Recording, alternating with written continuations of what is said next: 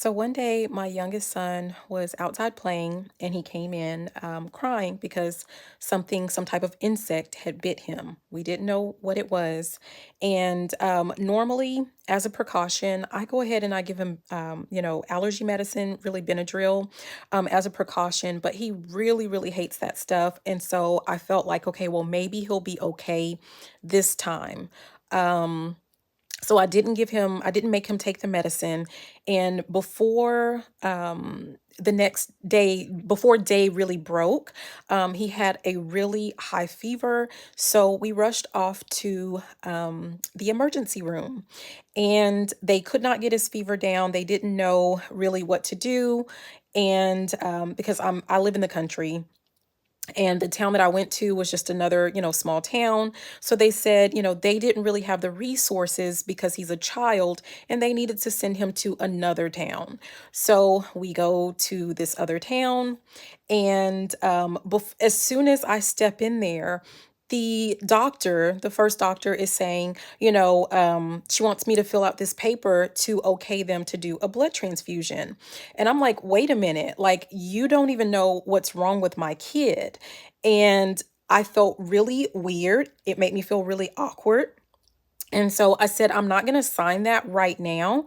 If it's life or death, then we'll talk about it then. Like, we can talk about it later. The next day, she comes in and she's like, "Well, I think that this is what it is." They didn't care about the him being bit by an insect. Like, that was a non-factor for them. They automatically felt like he had some autoimmune disease and that it required a blood transfusion. So here she is back again about the blood transfusion. And I'm like, I felt really uneasy. They gave me the research. And number one, it said that, the autoimmune disorder shouldn't even be diagnosed until 5 days of the symptoms. We were on day two.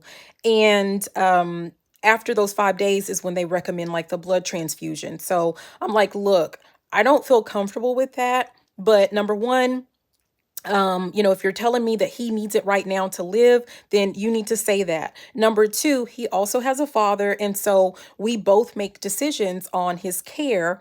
I've been trying to call his father, which his father was like saying he was asleep. He had to work. He couldn't be bothered. And I'm crying like, I need your help. Like, I can't, I don't want to make this decision by myself.